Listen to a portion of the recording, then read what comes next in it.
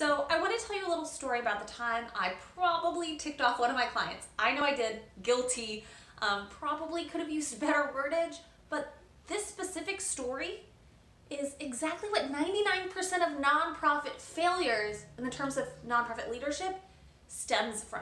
And it has to do with the enticing complexity of just getting bogged down in the minutia operations of things. So I want to talk a little bit about this problem and then give you some few solutions to make sure that you're thinking forward instead of getting pulled down.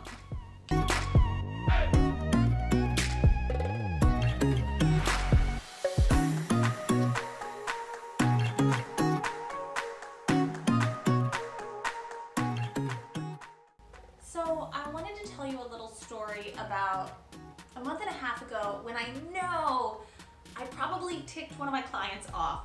A local executive director, so the executive director, the board member, and I were talking about some shifts that we had to make with the fundraiser.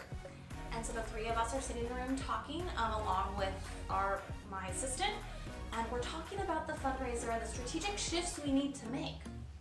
And all of a sudden, someone suggests, well, we probably should have a flyer too to hand out to volunteers, which then was followed up with, well, maybe we should use this picture. Remember that picture? Oh no, wait, there's that other picture. To which I quickly responded, is this really worth our time for the three of us to be talking about this, or is this what you hire me for? I probably had a more respectful tone at the time, but this has nothing about the three of us sitting in the room, but this is what happens all the time in nonprofit world, especially when it comes to board of directors. So I want to talk to you about the number one mistake nonprofit leaders, whether it be executive directors or board members, make. And this is to get sucked into the enticing complexity of operations. At Grid HQ, we actually partner with someone who is a board expert, specifically on board governance. And this is one of the things that every time I hear him speak, talk to him about the background of boards, or anytime I'm observing him in board training, I realize this is what's missing, and this is what boards need to always be thinking of. To stop thinking operationally, that's what you hire an executive director for, and to start thinking strategically. Now, I'd like to say I coined the term enticing complexity of operations myself, but it's actually one of John Carver's terms when he talks about effective board governance. You know, if you've served on a nonprofit board, you've been there. You're so excited to help, and you're excited to hear they're hosting their first fundraiser, and they've asked boards to step on board and support them. And instead of helping by asking corporations for sponsorship, selling tickets that the development director has requested you do, or signing up to volunteer at the event, you find yourself, you just can't help it, giving recommendations on how you can better manage the lineup and entry into the event, giving recommendations on possibly what the decor should be.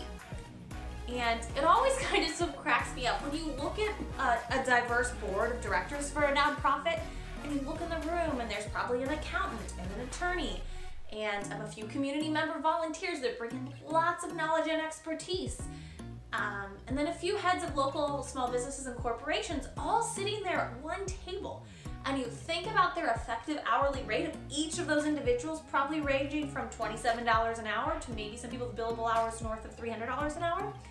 And they're sitting there talking about t-shirt colors and what t-shirts we should order. Now, you've been there, and this is, in effect, the enticing complexity of operations that John Carver talks about. What does this mean for you if you're an executive director and you're focused on doing fundraising better and communicating and managing your board a little bit better? It probably means you need to go back to the basics with your board. One, set up a board retreat where you're talking about big picture and strategic planning. Two, make sure your board of directors and each member on it really understands what effective board governance looks like. A lot of times, board members get bogged down in details because they don't know how else to give and they want to. So you need to give your board the tools to think strategically, to look into the future, and to develop a plan and a path for you as the executive director to be able to go there. 3, do you have a written long-range plan and strategic plan? Not one that's sitting on a shelf, but one that every board meeting or maybe quarterly, you're looking and tracking progress on. What should you do if you find your board continually falling back into the comfort of managing instead of directing, managing instead of strategizing and being a visionary? So if you're an executive director, yes, you are in charge of making sure your mission statement is fulfilled through daily action. However, your board is really guiding the vision and vision statement of your organization. So, do you have a vision statement? And is your board, when you talk about day-to-day decisions, are you revisiting your vision statement? If not, you might want to develop one. 2, do you have concrete goals that you are held accountable for by your board and that you're reporting out on? Oftentimes, the board will kind of come down and try to help you or give you ideas because there's no defined language of how you're making progress towards your goals, and often no defined concrete goals. Better than work harder, work towards your mission, but are you working towards establishing 4 new programs in the next 12 months that enrolls a minimum of 20 children per month? If you don't, you might want to start getting some and then start to speak to your board in that language.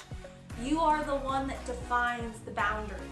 This might seem like not a clear distinction, but when your board is so focused on the complexity of operations and you find a lot of your monthly board meetings or maybe quarterly board meetings are focused on that, they're not doing the big picture work that'll move your agency forward. So it is important you define those goals, you have a strategic plan, and then you set boundaries that are working towards that. So, are you like, yes, that is my board, that's exactly what we're doing, but you don't know what steps to do next? So check out the Grid HQ website where we specifically talk about board governance and what are the roles of a board member. If you need additional assistance, feel free to set up a coffee and consulting with me, your nonprofit digital BFF, and continue to subscribe below where we'll give you more free content on nonprofit fundraising, marketing, and overall operations.